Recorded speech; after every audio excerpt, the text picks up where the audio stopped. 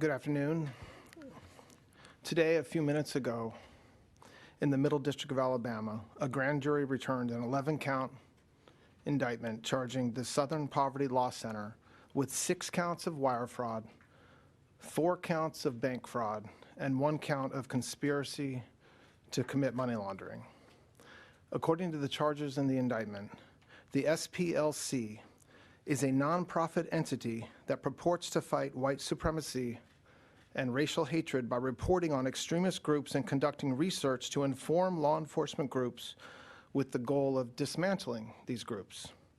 As the indictment describes, the SPLC was not dismantling these groups.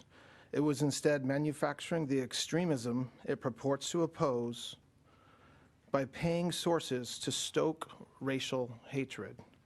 The indictment describes this conduct in detail, but one troubling example is that the SPLC was paying a member of the leadership group that planned the Unite the Right protest in Charlottesville, Virginia in 2017 that resulted in the death of 1 person and injured dozens more. This particular person being paid by the SPLC allegedly received approximately $270,000 over the course of 8 years. In total, according to the indictment, between 2014 and 2023, SPLC paid at least $3 million to 8 individuals at least. These individuals were affiliated with the Ku Klux Klan, United Klans of America, National Socialist Movement, Aryan Nations Affiliated Sadistic Souls Motorcycle Club, the Nationalist Socialist Party of America, Nazis, and the American Front. Now, as the indictment lays out, after SPLC paid members of these extremist groups, it created work product that reported on these activities that the members participated in or contributed to. And to that end, it was doing the exact opposite of what it's told its donors it was doing, not dismantling extremism, but funding it. To carry out this scheme, SPLC created bank accounts in the name of at least 5 completely fictitious organizations that had no bona fide employees or legitimate business purpose.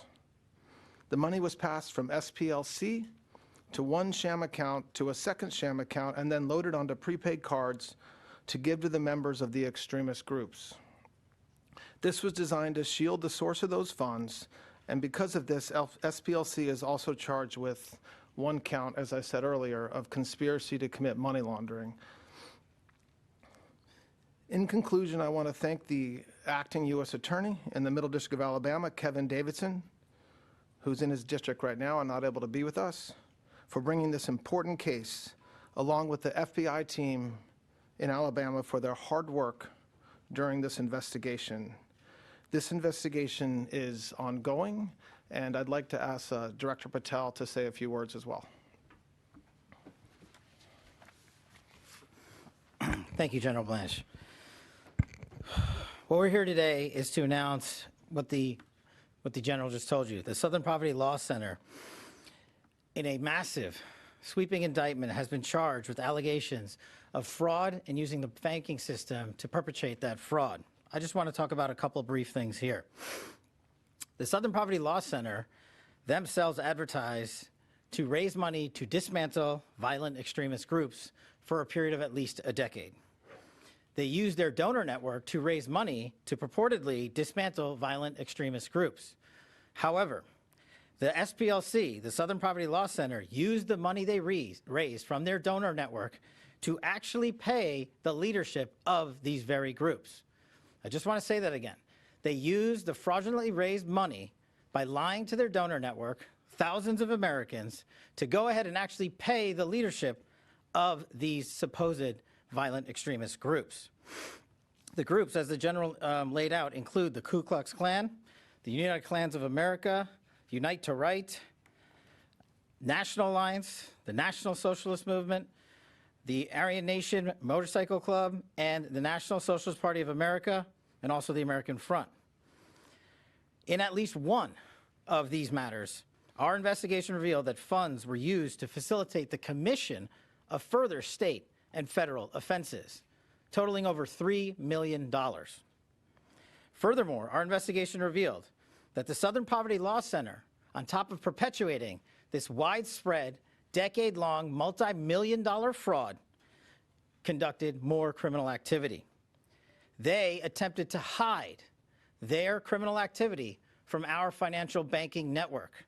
They set up shell companies and entities around America so that the financial institutions that we rely on as everyday Americans were deceived in believing that money was not coming from the Southern Poverty Law Center in the perpetration of this scheme and fraud, but rather fictitious entities they stood up to perpetuate this ongoing fraud.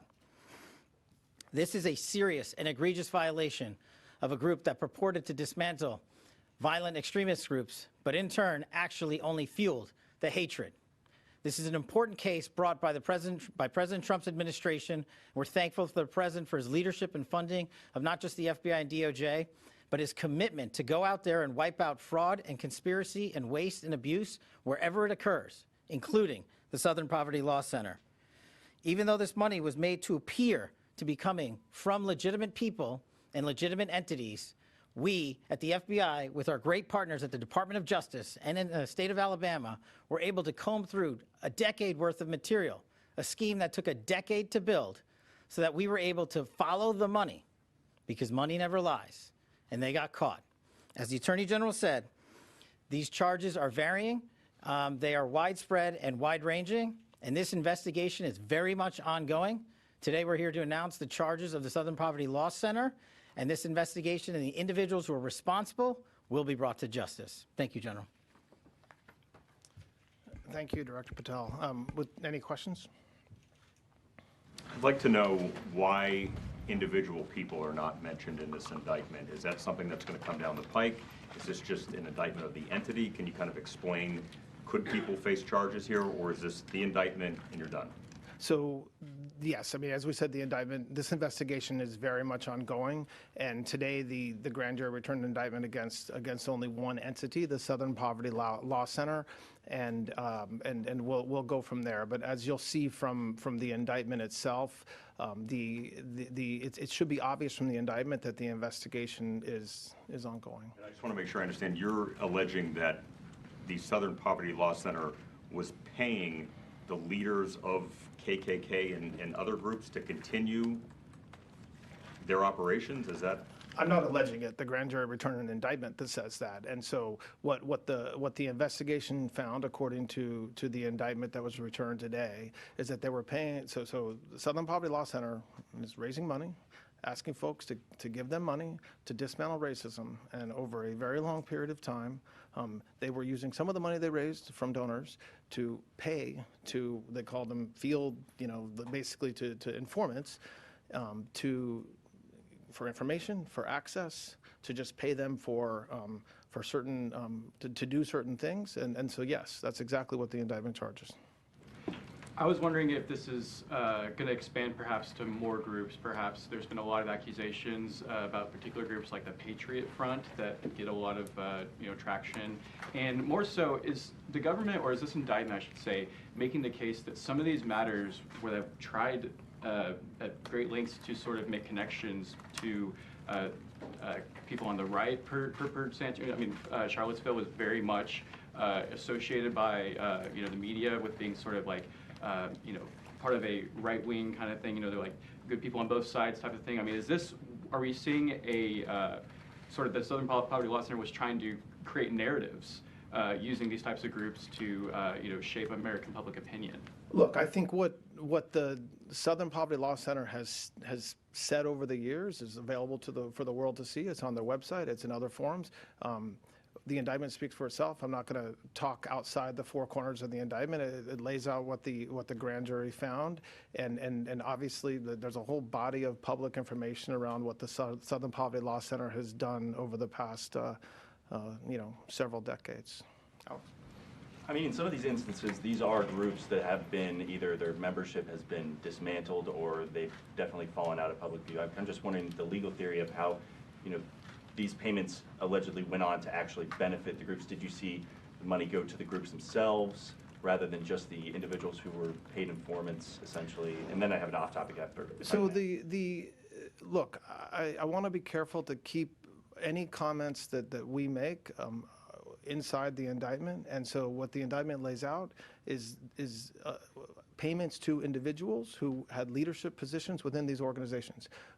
If that's what the grand jury found. And so to the extent that those individuals receiving, one received over $1 million, okay, to the extent over several years, to the extent that there's any link between that individual receiving the money and benefits to that organization, that's not in the indictment, but because again, it's not that individual who's charged with a crime, it's that individual was a informant or what have you, and it's Southern Poverty Law Center that made those payments to the individual, but it wasn't, look, the payments were not made to these individuals in exchange for a service separate and apart from their work within these organizations. So, that's I think speaks for itself. And just on off topic, obviously you've read the Atlantic article that's now a subject of a defamation lawsuit brought by I FBI. absolutely did not read that article, but go ahead with your question. I just, without, obviously it's up in litigation now, have you separately just heard any concerns,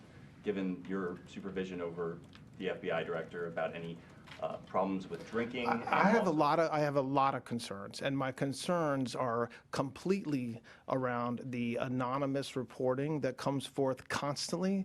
That reporters have an obligation to report, and they have due diligence that they're supposed to do. And when an entire article is based on anonymous sources, and there's things in the article suggesting, for example, apparently that senior DOJ personnel were informed of something, that's me.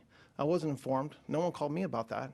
So, listen, I did not read that article. It is the subject of litigation, but I've already spent too much time talking about it. Next question. Go ahead. On that, Todd, I'm sorry. The FBI director's on camera with the U.S. Olympic hockey team chugging a beer. I mean, do you think that that's appropriate conduct for the FBI director? That has nothing to do with the article. I mean, look, there's complete hit pieces, and you guys are in this business, and you know what they look like, and the fact that you're asking repeated questions about them almost as an admission of such. But when you have a bunch of people who are hiding behind closed curtains, saying things but not willing to say it publicly, and there's certain parts of the article that are blatantly false because apparently I was told something that I wasn't, it's suspicious. In the back. Thank you, Mr. Acting Attorney General. Can you explain again what the fraud is here exactly? Are you saying it's illegal for the SPLC to pay money to people that are in hate groups, or something about the way this was done makes it illegal? Because it's not automatically illegal, is it? No, that's right. It's a good question. So, again, I summarized the indictment, and it's now public for everybody to read. But the Southern Poverty Law Center is a 501c3. Okay, they're required to, under the laws associated with a nonprofit, to have certain transparency and honesty in what they're telling donors they're going to spend money on, and what their mission statement is, and what they're raising money doing. And so, as the indictment points out, there's different ways that they raise money, and in no fundraising efforts that the investigation found did they say, oh, and by the way, we're going to give $1 million to the Ku Klux Klan. So that's fraud. So that's wire fraud. So, and then the bank fraud part of it is you have KYC. You have an obligation to tell your financial institution what the corporation or the entity that you're opening an account for does, and the allegations in the indictment are that these were fictitious companies that were set up, and so there was certain information sworn to by SPLC executives about what the entities were doing that we allege is false. Can I just follow up on? Can I have one follow up, Mr. Go ahead. On the hiring of Joe DeGenova to work for the department, can you just tell us a little bit? I understand you went down to Florida, perhaps to take part in his swearing in or bring him on board. Can you explain why he's being brought back to the department after 40 years? So, I mean, look, I think that everybody in this administration, whether it's Department of Justice or elsewhere, we're always looking for good people, and he's somebody who has a deep bench. As you said, he's been in this business for decades, and when we had the opportunity to ask him to join the team and help, we readily did. I have an on-topic and an off-topic, if you'll allow me. Are you able to explain a little bit more about what led to this investigation? Were you guys tipped off by a former employee, or how did you guys discover this? No, I can't talk about that. But it's been going on for a long time. There was a time that it was shut down for a while during the last administration. I don't know why, and it was started again over the past year or so, and that brings us to today. I'm sorry, you mean the investigation began before this administration and then was shut down during the Biden administration? That's my understanding. I don't have information beyond what I just said around that. I wanted to ask about the John Brennan investigation. If you can explain why the career prosecutor who had been leading that investigation was removed, and if you have or had concerns that investigation is not moving quickly enough. I don't have any concerns about that investigation. And again, the reporting around that really is just a source purely from leaks and not actually accurate reporting is not something I'm going to comment on and never will comment on. Could I ask you just to clarify one thing? Obviously, the Bureau had a long relationship with the SPLC. Is it your understanding that the previous leaders at the Bureau knew this was happening and didn't view it as a crime, or is that the Bureau did not know this was happening? It is my understanding that SPLC never told anybody in law enforcement that they were paying off the Ku Klux Klan, and I don't think that should surprise anybody. Thank you, Mr. Acting Attorney General. I'd like you to both weigh in on a recent memo from the Office of Legal Counsel declaring the Presidential Records Act unconstitutional, so saying that presidents no longer need to preserve their documents or return them to the government. What do you say to critics who suggest this basically eliminates transparency and accountability around how a White House operates, especially given how much time you guys are spending investigating the previous administration? Well, look, I think there is no dispute that this administration in just 14 months has been a lot more transparent than the last administration or in any administration. So if critics are suggesting that somehow we're not being transparent, I don't find that credible in any way, shape, or form. As far as the recent OLC opinion regarding the PRA, that is something that has been heavily litigated in D.C. and elsewhere, and OLC issuing that is not the first, that's not the first place that you see that it's unconstitutional. I mean, I think there's a lot of places that you can go to think through why that is. The memo speaks for itself, and I don't have much to say about it beyond that. Patel, do you want to weigh in on that? The president has this pending billion-dollar lawsuit against the IRS. He sort of said that this is like he's negotiating with himself. How can you assure, is there anything you can do to assure the American people that taxpayer dollars are being protected? How are those negotiations being handled? I'm most certainly not going to talk about ongoing litigation, and it wouldn't be appropriate for me to comment about that case given its status right now. Broadly, with the the various interests, the competing interests there, right? You have the president and the White House pressing obviously for some personal money, and then you have him being your boss. How do you sort of, just broadly speaking, how do you sort of handle that sort of issue? I mean, we handle, the Department of Justice handles complicated decisions involving those type of issues every day, all day, and not just this Department of Justice. Every Department of Justice handles issues like that. I mean, you have decisions that an Attorney General or his or her staff have to make that are difficult and complicated, and we do it. Attorney Generals before me have done it, and we'll be able to handle it in an appropriate and ethical manner. Yep. Thank you, Acting Attorney General. A question for you and then a question for the FBI Director. You spoke about the timeline of the investigation. I know you said you have not much more to say about that, but I am curious if you can talk about if it started in 2017, 2018, and just given what you said about the Biden administration turning it off, how is the Department of Justice ensuring this investigation remains free from political influence? Well, I mean, look, it's free from political. There is nothing political about this indictment or this investigation. SPLC has lawyers, and if they think that I'm wrong about that, they're going to be free to make a motion in front of a judge like every other defendant in the country. As far as what I just don't know information, it wasn't that far ago. It was within the past 4 or 5 years, but there was a decision made. I don't have any insight into why it was made to not pursue the investigation, and we started it again, and that brings us to where we are today.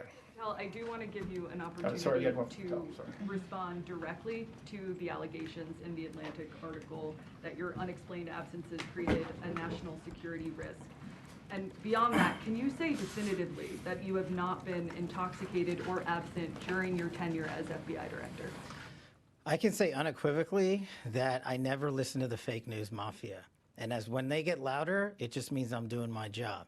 This FBI director has been on the job twice as many days as every director before me. What that means is I've taken half as many days off as those before me. What that means is I've taken a third less vacation than those before me. What that means is that this FBI with this Department of Justice has dropped the murder rate 20 points. What that means is this FBI with this Department of Justice has captured 8 of the top 10 most wanted fugitives in the world, twice as many as the Biden administration did in its entire 4 years. What that means is this FBI has seized enough fentanyl off the streets to kill 178 million Americans, a 31% increase. What that means is this FBI and this DOJ has arrested 43% more spies in 14 months than the entirety of the Biden administration. What that means is this FBI has seen a reduction in opiate overdose deaths up to 20% alone. What that means is that we have found 6,300 child victims, 6,300 families have their kids back. That is a 22% increase from the Biden administration. I'm on the job. I'm the first one in. I'm the last one out. I'm like an everyday American who loves his country, loves the sport of hockey, and champions my friends when they raise a gold medal and invite me in to celebrate. I've never been intoxicated on the job, and that is why we filed a $250 million defamation lawsuit. And any one of you that wants to participate, bring it on. I'll see you in court. Explain the computer login issue.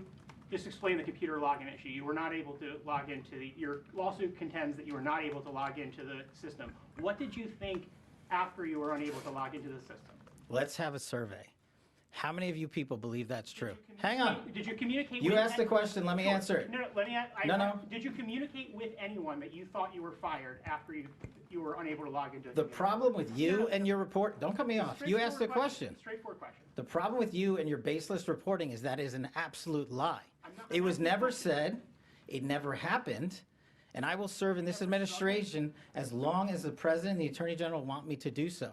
And every time you guys report false lies, every time you guys raise baseless questions, when we are here to talk about the Southern Poverty Law Center's $3 million decade-long scheme to fraudulently fleece Americans, you are off topic. It's a simple, straightforward question. Did you talk to anybody about whether you thought The you were simple fired? answer to your question is you are lying, and every time you do so, I've answered your question. It's simply as follows. I was never locked out of my systems. Anybody who says Your lawsuit says the opposite. Your lawsuit contends. anyone that says the Your lawsuit- opposite is lying. The Thank you. lawsuit that you filed says that Look, directly. man, stop. You're being extraordinarily rude. And I know maybe that's part of your profession, but please just stop. If you ask a question, he can answer it. And then, wait, now you're interrupting me. Like, just a little bit of respect, man. Just a tiny little bit. Try it sometime. Go ahead. Earlier today, Senate Majority Leader John Thune once again was pleading for an end to the Justice Department's investigation into Federal Reserve Chair Jerome Powell. How do you respond to a direct request like this from someone in your own party? I haven't received the request, formally yet. I mean, listen, this is an ongoing investigation, and that's something that we can't talk about aside from saying, yes, it's an ongoing investigation, and the senator knows that, and other senators know that as well, and we'll get through it, but it is an ongoing investigation, and we can't really talk about it, especially not in public, but we'll try to address any senator, not just a senator from the Republican Party's concerns about that.